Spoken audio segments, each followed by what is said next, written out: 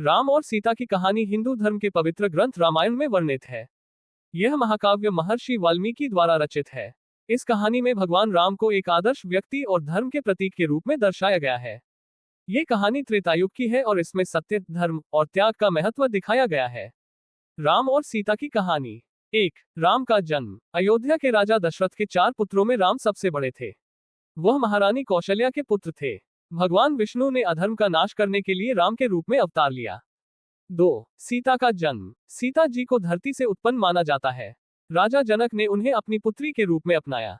वे अत्यंत सुंदर और गुणों से भरपूर थी।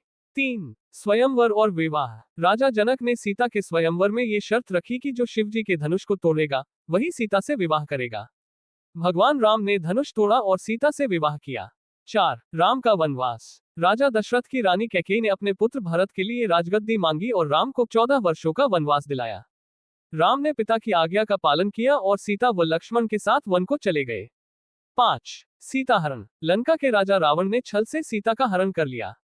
वह उन्हें पंचवटी से लंका ले गया। 6. हनुमान का योगदान। भगवान हनुमान ने सीता की खोज की और राम को उनकी स्थिति की जानकारी दी। उन्होंने लंका में सीता को आश्वासन दिया कि राम उन्हें जल्द ही मुक्त कराएंगे।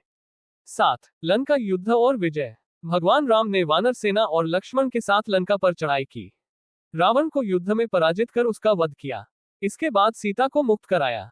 8. अग्नि परीक्षा। सीता की पवित्रता सिद्ध करने के लिए उन्होंने अग्नि परीक्षा दी और उसमें सफल रही। 9. अयोध्या वापसी। 14 वर्षों का वनवास पूरा करने के बाद राम, सीता और लक्ष्मण अयोध्या लौटे। वहां उनका भव्य स्वागत हुआ, जिसे दीपावली के रूप में मनाया गया। 10. उत्तरकांड। राजपाट संभालने के बाद राम ने प्रजा के संदेह के कारण सीता को वनवास भेज दिया। वहां उन्होंने ऋषि वाल्मीकि के आश्रम में लवकुश को जन्म दिया।